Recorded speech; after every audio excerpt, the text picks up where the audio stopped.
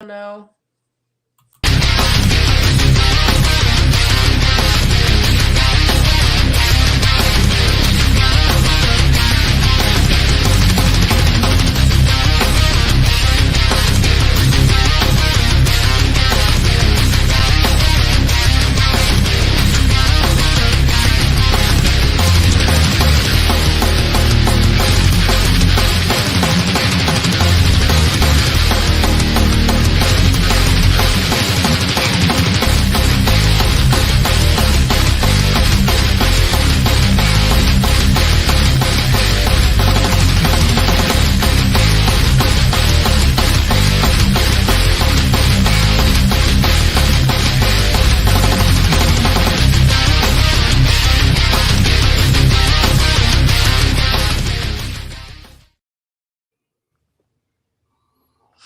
Hey guys, this is Cindy from Keep It Real Podcast.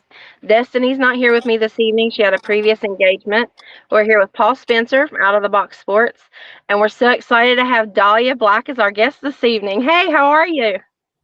Hey guys, thanks for having me on. Oh, thank you for coming on. Um, do you want to tell people a little bit about yourself before we get started with questions? Yeah, sure. I am a nobody, so for those of you that don't know, I am the Black Dahlia. Facebook made me put my name backwards, which is horrible for my dyslexia, but yeah, so I am the Black Dahlia of professional wrestling, aka the Chainsaw Queen, and there's not much to say besides the questions you guys are going to ask, so I'm stoked to get into this interview. I just woke up, guys. Sorry. All right. Well, Dahlia, I do have a question for you. How did you come up with the chainsaw? The chainsaw queen. I've seen a couple Love this videos question. of you, but you probably get asked a million times about this. But chainsaw queen, as beautiful as you are, the drop dead gorgeous queen. Why are we chainsaw queen? Why are we the chainsaw queen? Such a good question. Thanks for asking. I love that this is the first question, actually. So basically, okay, so I'm the first female to carry a chainsaw in professional wrestling, so that's badass. I've been doing it since 2016, and actually I have to give credit to my best friend Nathaniel. He goes by the Killbilly.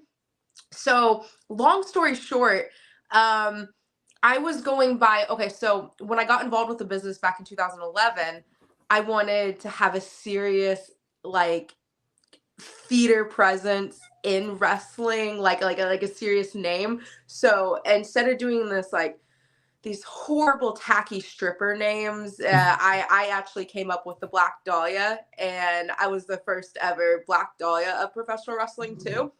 So in 2011, but basically taking my name seriously as the Black Dahlia, I was more of a evil Miss Elizabeth style or a scary Sherry style valet. But when I was transitioning into a wrestler under Rikishi, he was all about gimmicks, and he was all about what do you want to do to bring to your character. So Nathaniel was doing this like rock star gimmick, and I was doing this evil Black Dahlia Miss Elizabeth style gimmick. So if memory serves me correct, he wanted me to do a straight up Native American gimmick, and Nathaniel to do like an Appalachian Mountain hillbilly gimmick, and just to play into our heritage and our cultures. So we're like, with all due respect, coach, we have this chainsaw idea. And he heard us out, and it was 2016, and basically the Chainsaw Queen was born. And of course I have to give credit to Nathaniel for helping come up with this gimmick, because I mean, if you think about professional wrestling, a lot of people have done the Leatherface gimmick, or men have carried chainsaws out, or people do an Ed Gein skin face style gimmick, or people do a horror movie style gimmick. But our gimmick is 100% original, because we are the urban legends of professional wrestling, and we're the first ever people to have cryptozoology intertwined into our gimmick. So instead of us just being a ripoff of Texas Chainsaw Massacre, we're actual urban legends going after serial killers, and that's the human flesh. Or we have aliens because we heard there was a UFO sighting, and we went and we have alien skins, and then Bigfoot, and then the next is Krampus or a Wendigo. So being the first ever chainsaw queen of professional wrestling is pretty cool. But also being the first ever urban legend gimmick of professional wrestling, that's so fun.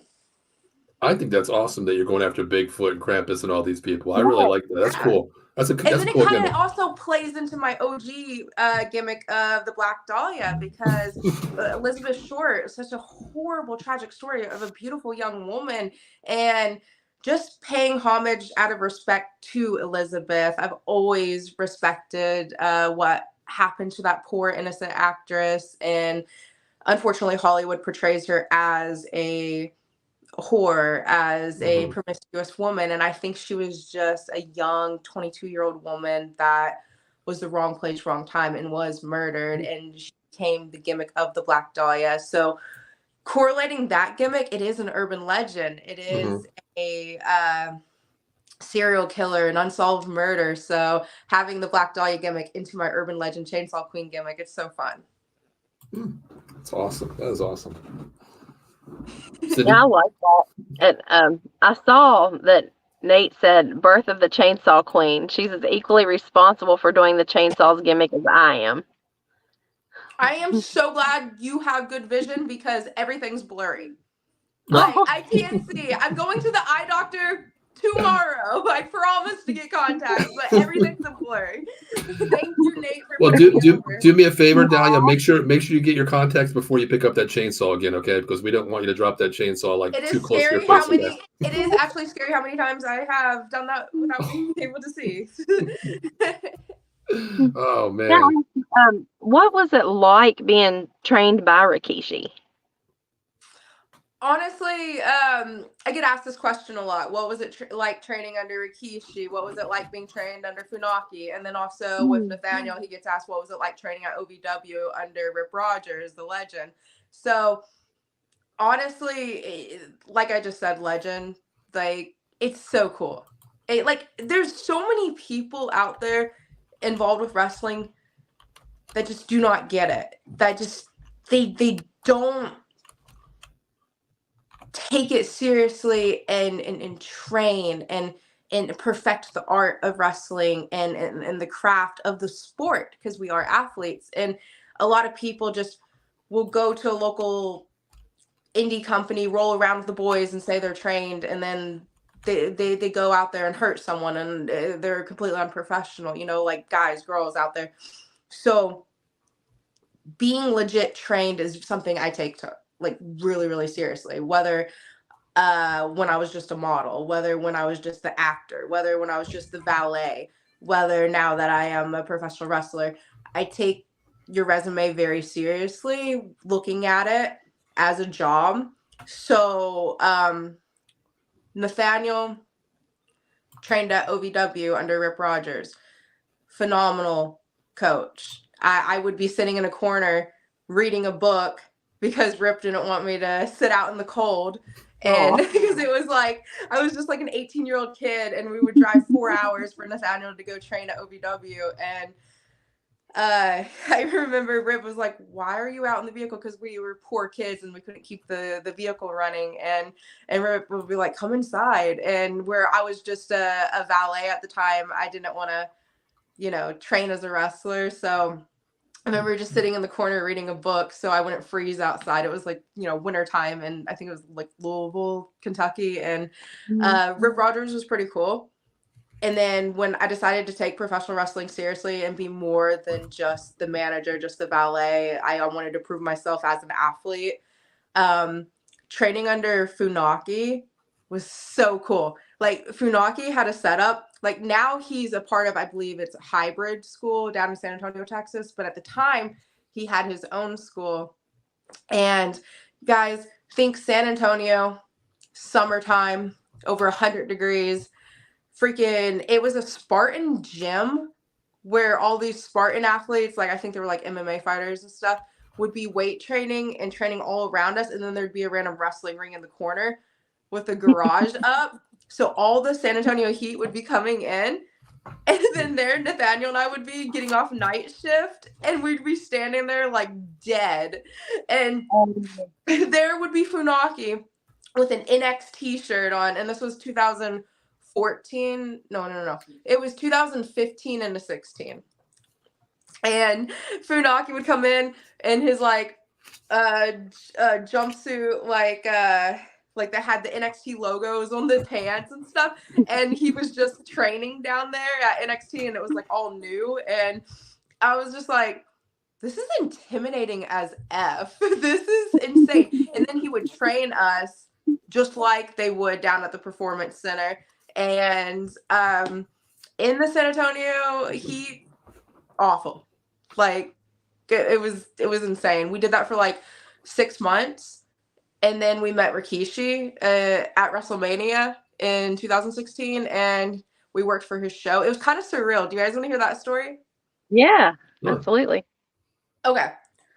So we're living in San Antonio, Texas, working night shift at our shoot job, training under Funaki. Like, see, a lot of people don't know this, but like after being a valet for so long, Nathaniel and I were like, let's just strictly train. And we restricted our wrestling bookings, and we just focused on training under Funaki. So as we were focusing on molding and training, we got an opportunity to work for Rikishi's show during WrestleMania weekend. It was like 2016 down in Dallas. So we just drove up, right? Oh my gosh. So I have the footage still on my phone, but there's WrestleMania, right? We're in the parking lot in this random building working this indie show.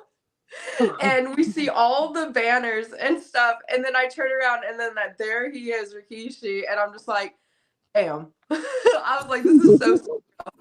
And I'm going to get their names wrong, Nathaniel, because I'm so dyslexic and horrible with names. But who was on the card with us on the indie show, Nathaniel? Chainsaw Black Dahlia. Did you hear him? Yeah. I believe Raquel Rodriguez was there. Raquel. Wow. They were on the card with us on the indie show, and wow. Yeah. And it's just so surreal now to see where they've gone in their careers. Mm-hmm. And I'm really happy for them. But just to be there, and then Rikishi's saying, hey, I would like you kids to come out to my school in Los Angeles. And it's like, fuck yeah. You know, so wow. So what was it like training under Rikishi? I'm a dumbass, and LA was really expensive even back then. So 2016 into 17, for 7 months, I slept out of my vehicle working my nighttime job, 10-hour night shift, and I slept out of my vehicle in the daytime, and my air conditioning would not work in my shitty ass vehicle. So for 7 months, just to train under Rikishi, I would sleep out of my vehicle in the daytime, work a full-time night shift. I would work out at Planet Fitness right there in Burbank, and then try to sleep. You know, I'd work out, shower, and then I would go and train under Rikishi for like 3 hours, and then get in LA traffic, and then go back to work. And I did that for 7 months just to become a professional wrestler. And not many people would do that. Yeah, and school was so expensive. Like, if I at the time, school was just under like $300 a month. It was like $280 something. I had the school payments like down to like $200 per person, but I would pay double school payments, so $400. So that was $800 a month I would be paying. So we couldn't afford rent out there. So I would pay $800 a month, and then it was like $1,000 down payment, I think, per person. So like it was very expensive to go to these schools, but I wanted to, you know, learn from the best. And I paid literally, and I paid my dues physically. Like, a lot of people are not willing to make the sacrifice. Like I went days without food just so I could train. And I was in the gym every day, even though I was sleeping out of my vehicle, you know?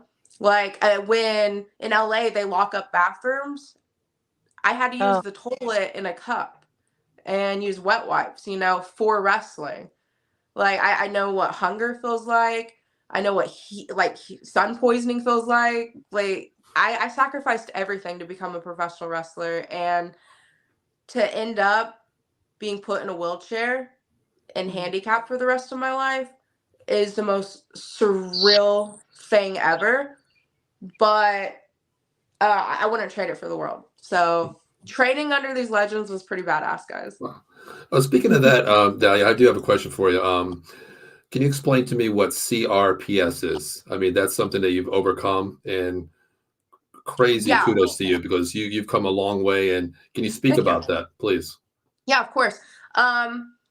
So I gave you the setup of my rough background. As I was wrestling in a match out under Rikishi, I ended up tearing both ligaments in both my feet. I'm an idiot, and I stayed out there for 2 more months, slept out of my vehicle, trained, worked out with torn ligaments, worked a full-time job, lifting heavy equipment, pallets, unloading semis with torn ligaments in both my feet. And I developed an illness. And I didn't know this at the time, but I developed an illness called CRPS. And so basically for the past 6 years, I've been going down the medical rabbit hole of being injured and misdiagnosed and going through 4 different foot surgeries to finally be diagnosed just 3 months ago. So to educate everybody, CRPS is the most painful disease known to mankind. And CRPS is incurable. And it basically, I have it in both of my feet. And okay. So basically, guys, it's a lot. It's a lot, and I'm just okay. So I'm going through what's called the grieving period. It's surreal to be handicapped. It's surreal to have an illness. It's surreal to. It's like being told you have cancer. It's surreal. It's like me, and it's called going through the grieving process because I'm mourning my life before my handicap. And I'm also going through another grieving process of I was not diagnosed for 6 years. So what that means is this is the most painful pain a person could feel. And I know it sounds insane, but a woman can go into childbirth and that's not as painful as what I feel. Wow. You can have someone come up to you right now and hack off one of your limbs. That's nothing compared to what I feel right now. And that sounds so insane because I sound so normal. Yeah, I sound sleep deprived right now. I sound tired right now. I sound like wake the fuck up and have some coffee right now. But I'm in so much pain you would never know. Wow. So I'm going through a grieving process of how dare the medical community not diagnose me sooner.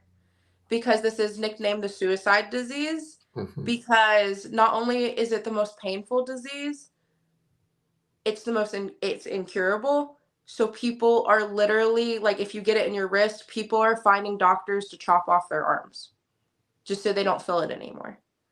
Mm-hmm. And sometimes it works for people. And they're like, hey, the pain's gone.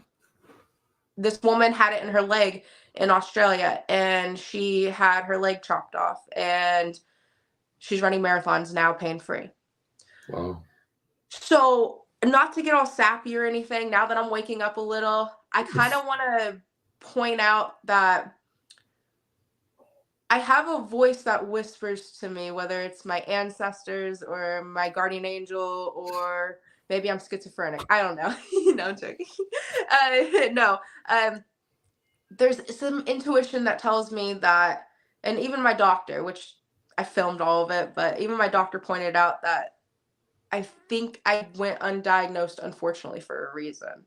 Mm. And now that I know what I have, now that I know the name of it, and now that I'm a part of a community and a support group, and I'm seeing all these other people that are suffering with this illness, there's so many people undiagnosed out there, and they're killing themselves.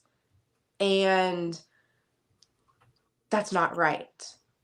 So I think that the reason I went undiagnosed and suffered for so long, unfortunately, I think it's because I was supposed to survive so I could be on a platform and tell people about CRPS and make sure not another person goes undiagnosed ever again. I think that's what I'm supposed to do, guys. Like, not to sound like I'm like going to be the Queen of England or some shit, but like I really think that I know I'm going to be writing a book. I know I'm already in talks with the Discovery Channel right now, and I'm pitching a pilot to, it's a pilot pitch, you know, it's not like greenlit or anything, but I'm pitching the idea of my brand, which is called Wrestling with CRPS. So it's kind of like a pun, a metaphor, but then also I'm a wrestler that has CRPS. I kind of feel like my destiny is to not only help people, but save people's lives, because a lot of people are in chronic pain and you would never know. Like, people are going to see me in a wrestling ring and they're not going to realize that I'm in so much pain.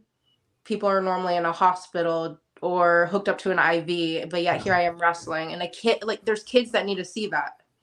Yes. There's a man in my DMs right now, and his son is like a freaking 14-year-old child that has it in his spine. And it's like, guys, I'm an infant when it comes to this. Yes, I've been battling this for 6 years. Yes, I can tell you in detail what CRPS is, but I'm learning the medical terminology now. So I'm still an infant and educating myself, and I have people already reaching out to me for help. And it's just like, Jesus, I don't even know how to help myself.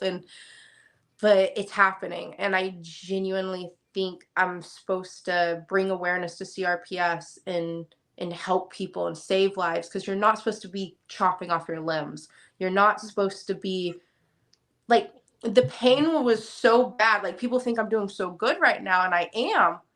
But there was a time when I couldn't get out of bed and walk to the toilet. That was so excruciating.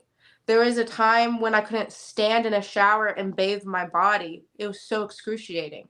I couldn't walk around Walmart and grocery shop. It was so excruciating. I was like screaming and vomiting. Like, that's what CRPS is. And if people want to know the truth of it, when I was abandoned by the medical community in 2019 and was told, here's $400 arches you have to pay out of pocket, like molded to your feet. Good luck, kid. Lose some weight. That's what the medical community told me to do when I was in a wheelchair. I paid $400 for them to do moldings of my feet, and I was told I was like body shamed, and I was told to lose weight. And I, unfortunately, as a woman, we're not taken seriously when it comes to our pain. And I was in a wheelchair. Granted, I was 100 pounds heavier. I put on 100 pounds in the wheelchair. But to be told basically, lose some weight and you'll be fine. And it turns out I was actually battling the most painful disease, and I was at a level 10 at that time. How dare the medical community do that to me? So when I taught myself how to walk again, I was by myself in Planet Fitness. Of course, I had Nathaniel helping, but I had to do it all by myself. From January all the way to the end of the year, it was 2019 into 2020. Of course, the pandemic would happen after I learned how to walk again. But I literally was in Planet Fitness getting out of a wheelchair, and I have video footage of it. And I taught myself how to walk again, and it took me an entire year. And by the end of the year, I was in Planet Fitness for 10 hours every day. Wow, wow. I tell you what, And Dahlia, that's an inspiration because a lot of people don't know this about me. I'm 52, and 2017, I went through a hard time and I tried to commit suicide. You know, a I'm lot of people sorry. don't know that about me, but I tell you what, listening to your story, if you can affect one person in their lives and make a change for them, you've done the right thing. And just like you said, maybe it was a reason why you got it, because listening to your story, it brings tears to my eyes just listening to one person speak about such a hard thing that they have, but they don't look at it that way. It's hard, but then they learn about it and they try to help other people in their lives too. That's something great. I acknowledge you for that 100%. Thank you for that. Yeah, thanks. I'm sorry for your pain and I'm sorry for your truth, but I'm glad you're here with us. Definitely. Yeah. And Mhm. I'm so glad to know you. Thank And you. I'm glad that we can bring awareness to mental health. And I'm Right. glad that we're both here today. I think that's so Yes. cool that you're here today. And And that's the greatest feeling too. Like after I knew what I did, I was very coherent what I did, and I yeah. was locked up in a room for about 4 days at Friends Hospital in Philadelphia, which I Oh, want to talk sorry. about Philadelphia coming up with you in a couple minutes here. Okay. But and I started reaching out to suicide prevention as a tutor, you know, a personal Oh, cool. operator, listening to people and hearing their stories. If I can help one person do what I was set out to do, but you know, the man upstairs said, no, it's not time for you to do this yet. So I Yeah. reached out to help a couple people, and it's an inspiration. So, you know, once Oh, again, yeah. kudos to you, please. So Definitely. proud of you. That's so cool that you're bringing awareness and that you're actually like joining groups and like you're helping Hmm. people. So fucking sick. Hell yeah. Me, if I'm being honest, like I have to have a purpose or I'm gonna go insane. Right. You know, like I just I'm not some superhero. Like I'm the black sheep of my family. I'm very flawed. Me too. I have I'm not perfect, and I don't think I am the stereotypical what you would think of. Like if you think of a politician and it's like perfect person, I'm the inspiration. It's like it's you don't think of the person that's wearing an alien Santa outfit. Like I mean, with like fucked up hair extensions and bags under their eyes because they don't know how to sleep. And carries a I chainsaw too. honestly, you're not gonna Google search me when you want your kids to look up an inspiration, but hi. Hey, But go ahead. I'm sorry. no, it's fine. I ramble when it's either I get really quiet when I'm tired or I ramble. So yeah, I just have to have a purpose. I have to help people if that makes sense because in realistic terms, I shouldn't be here. Like I should never have survived this because I went like I still do not take pills for this, and I'm not shaming anyone that does, but I was at a level 10, the worst without pills, without medicine. So there's no reason why I should be alive right now. Like, imagine the worst pain you've ever felt, guys. Put it in the bottom of your feet, and then people in your ear, your family, doctors, everyone just saying you're being a pussy. Mhm. It's not that bad. I've had back surgery. I broke my leg before. I'm doing fine.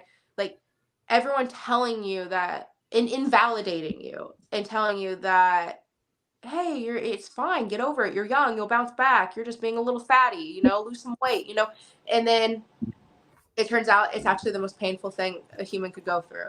And I had no medicine, no help, and I literally was in my own head and I survived. But there's people out there that are not surviving and I need to help them. Good. Wow. Wow. Not that I'm a fucking Mother Teresa over here or some shit. Like, I'm not perfect. I'm human. I'm flawed, and I'll be apologizing until the day I die. But I'm gonna help people. Gotcha. Gotcha. Cindy, we got I about want 20 minutes left. What do you want to ask? Go ahead. Shit, ask me questions. Ah! I wanted to say that Destiny was so upset she couldn't be here, but she's actually at training right now with Bobby Blaze.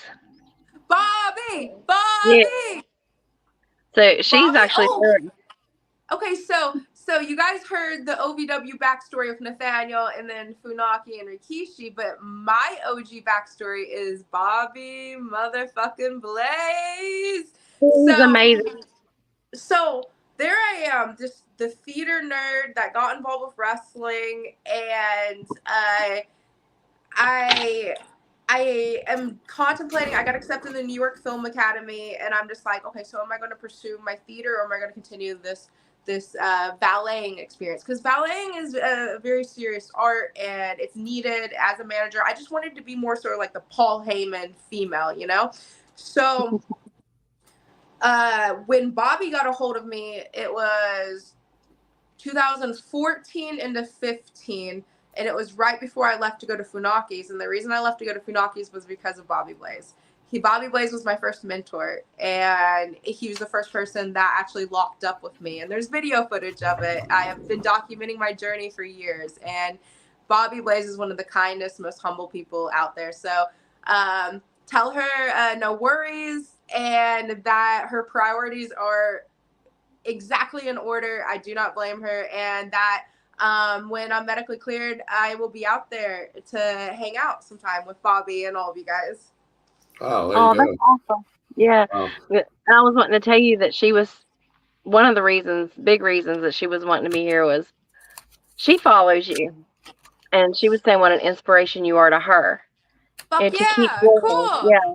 To keep going, and Oh, that fuck yeah. you're so body positive, because she dealt with, sorry Destiny, I'm outing you here. She dealt with bullies so much that she wanted to commit suicide. It's crazy how this turned into this conversation on here. But No worries. yeah, she didn't want to live. Everybody made fun of her weight, Awful. and so she ended up homeschooling because she refused to go back. And when she found wrestling, it turned everything around for her. And when she heard your story, she was like, Mom, she's so awesome. She was like, I just love her.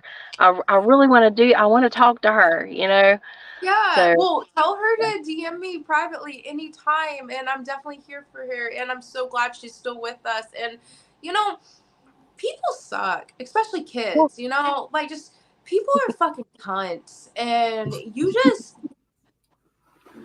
notice people say the most when people say the most absurd and outlandish things about you, it's just a reflection of them.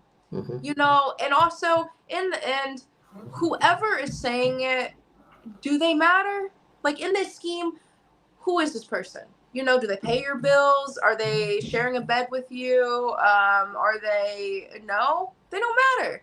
It doesn't matter if they're blood. It doesn't matter if they were friends since childhood. It doesn't matter if someone disrespects you, that's them disrespecting you, and that's them showing their truth and their true colors. And if it's just a stranger that's hating online, or a bully, or a troll, they're just showing who they are as a person. We're human, we're flawed, and if the person is too narcissistic to admit that they're wrong, they don't matter in the end. It's like, to your daughter, do you want to be friends with that person? No. Is that person just such an amazing person, you just desperately want them to be your friend? No. Right. So who cares? Who cares? Yeah. Well, we got about 12. We got about 12 minutes left. I do want to ask you something. I'm from Philadelphia. We're on a time crunch. Well, yeah, we have the show right after this one that we have to get to. But my question to you is, I'm from Philadelphia. I wasn't born and raised there, but I lived there for 30 years. I moved up near Pittsburgh now. But what's going on December 16th? I know you're at Icons of the Wrestling. One of my good friends is going to be down there. Izzy Moreno is going to be down there. So what's going on December 16th at the arena down there at the Icon of Wrestling? So what's going on there? Shit. I hope my boss isn't watching. I'm gonna be making an appearance. Come take a photo with the Chainsaw Queen. So Icons, basically, I'm just there to do a meet and greet with fans, interact with everyone, and I know people mention the show after, but I'm not medically cleared, so I can't. I'm not going to be, for my mental health, I'm not going to be. I'm not going to get involved with the show, but basically, I'm just interacting with fans, getting my name out there, and I'm going to be on a table with a lot of beautiful women, and I get to interact with them and make connections. And yeah, Philadelphia, Pennsylvania next weekend. If you guys want to stop by and get a photo with me, they're making they want to do a Christmas gimmick, okay? They want to do a Christmas gimmick and have us dress up in like Christmas gimmicks. And like, listen, I'm kind of goth, and I'm gonna run this by you guys, okay? So everyone, like in my head, like this girl's gonna be like cutesy Santa, and this person's gonna be cutesy, like, you know, an elf. I want to be like Krampus, you know, like I'll be like in my black outfit, get up, and then like maybe like a scary Krampus mask. Or do you think that's weird? Like, can you imagine all these hotties dressed up and like looking cute and like in like a little gingerbread outfit, and then I'm like Krampus standing there? Okay, I'll be honest with you. Here's what you should do. You can make anything look good. Sorry. Like, can you imagine though? Can you imagine?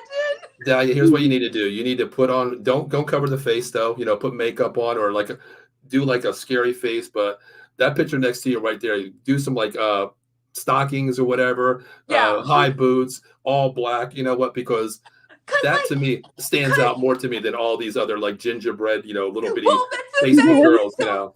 So, okay, so I covered myself, and I did order like the stereotypical elf outfit, and then the Santa outfit, and then the like 2 different red and green outfits that I'm gonna at least model in. Like, they'll get their use. It's a Shein outfit. But I did order off of Amazon. It's the tongue, and then the ears, and it's Krampus. So if I wore my goth black outfit, like, so I could be the goth girl in the group or something. But how funny is that? Like, everyone is so cute, dressed up, and it's like I can see the TikTok now, like all the girls looking hot and cute, and then there's me, and like I'm like, I'm Krampus. I will never get booked ever again. No. Oh boy. And everyone's like, we want a photo of everyone but her. And I'll be like, understood. That's crazy. Well, what other questions do you have besides that? Because I'm an open book, guys. Like, I know I ramble a lot. What I can say in regards to what you're dressing is just be yourself. You've proven that you are yourself.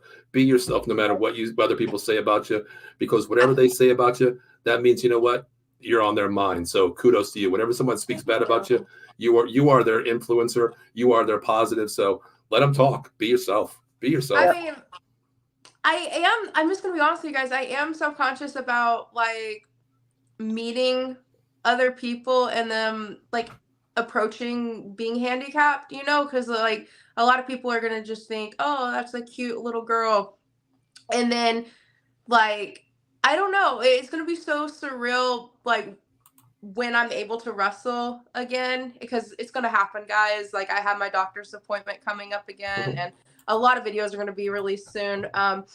But like, it's gonna be so surreal, like interacting with my colleagues and then telling, you know, be like, hey guys, I have CRPS. I would like you guys to treat me normal, but just so you know, if I act a little weird, it's because I'm in pain.